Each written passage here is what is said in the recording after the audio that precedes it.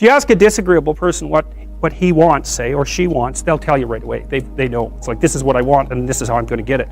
But agreeable people, especially if they're really agreeable, are so agreeable that they often don't even know what they want, because they're so accustomed to living for other people and to finding out what other people want and to trying to make them comfortable and so forth, that it's harder for them to find a sense of their own desires as they move through life.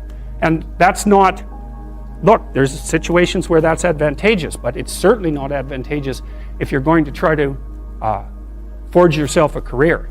That just doesn't work at all. And so even though on average men and women aren't that much different in terms of their levels of agreeableness by the group, if you go out and you look at the extremes, they're very different. So all of the most agreeable people are women, and all of the most disagreeable people are men. And the thing is, the extremes are often what matter rather than what's in the middle. And so one of the ways that's reflected in society, by the way, is there's way more men in prison. And the best personality predictor of being imprisoned is to be low in agreeableness. It makes you callous. Now you might think, well, what's the opposite of compassion and politeness? And the answer to that is, I think it's best sort of conceptualized as a trading game. So let's say that we're going to play repeated trading games. And if you're very agreeable, then you're going to bargain harder on my behalf than you're going to bargain on your own behalf. Whereas if you're very disagreeable, you're going to do the reverse. You're going to think, I'm in this trading game for me, and you are going to take care of your own interests. Where an agreeable person is going to say, no, at best, at worst, this has to be 50-50, but I'd like to help you every way I can. One of the things you have to be careful of if you're agreeable is not to be exploited, because you'll line up to be exploited. And I think the reason for that is because you're wired to be exploited by infants. And so that just doesn't work so well in that actual world. And one of the things that happens very often in psychotherapy, people come to psychotherapy for multiple reasons, but one of them is they often come because they're too agreeable. And so what they get is so-called assertiveness training, although it's not exactly assertiveness that's being trained. What it is the ability to learn how to negotiate on your own behalf. And one of the things I tell agreeable people, especially if they're conscientious, is say what you think. Tell the truth about what you think. There's going to be things you think that you think are nasty and harsh. And they probably are nasty and harsh, but they're also probably true. And you need to bring those up to the forefront and deliver the message. And it's not straightforward at all, because agreeable people do not like conflict. Not at all. They smooth the water. And you can see why that is in accordance with the hypothesis that I've been putting forward.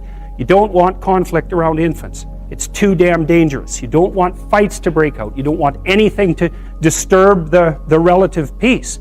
And if you're also more prone to being hurt physically and perhaps emotionally, you also may be loath to engage in the kind of high-intensity conflict that will solve problems in the short term, because it takes a lot of conflict to solve problems in the short term. And if that can spiral up to where it's dangerous, which it can if it gets uncontrolled, it might be safer in the short term to keep the waters smooth and to not delve into those situations where conflict emerges. The problem with that is it's not a very good medium to long-term strategy, right? Because lots of times there are things you have to talk about because they're not going to go away. And the advantage to having a well-socialized disagreeable person is that they really don't let much get in their way. So if you can get a kid who's disagreeable socialized, that person can be quite the creature, because they're very forward moving in their nature and very difficult to stop. But if you don't get them successfully domesticated, tamed, roughly speaking, by the time they're 4, their peers reject them.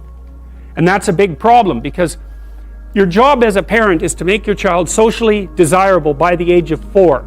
Like you want to burn that into your brain, because people don't know that. That's your job. And here's why. It's easy if you think about it carefully.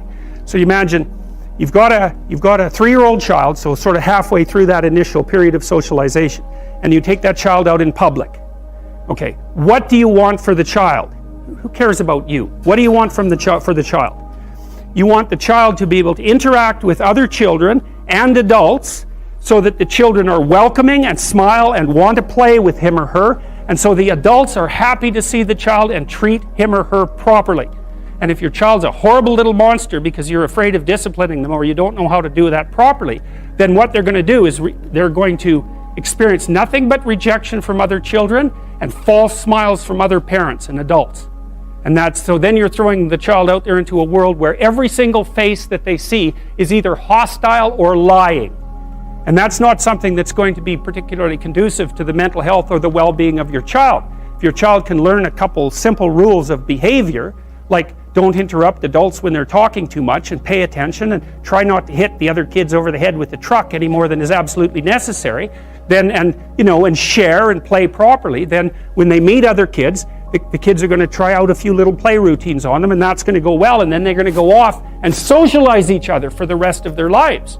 Because that's what happens, is that from 4 years old onwards, the primary socialization with children takes place among other children. And so if the kids don't get in on that early, they don't move into that developmental spiral upwards, and they're left behind. And you can imagine how terrible that is, because a 4-year-old will not play with another 4-year-old who's 2.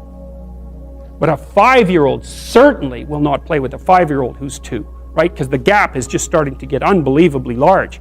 And so the kids start out behind, and then the peers leave them behind, and then those kids are alienated and outside the peer group for the rest of their life. Those are the ones that grow up to be long-term antisocial, right? They're already aggressive. It doesn't dip down. Now, what happens to normal boys, roughly speaking?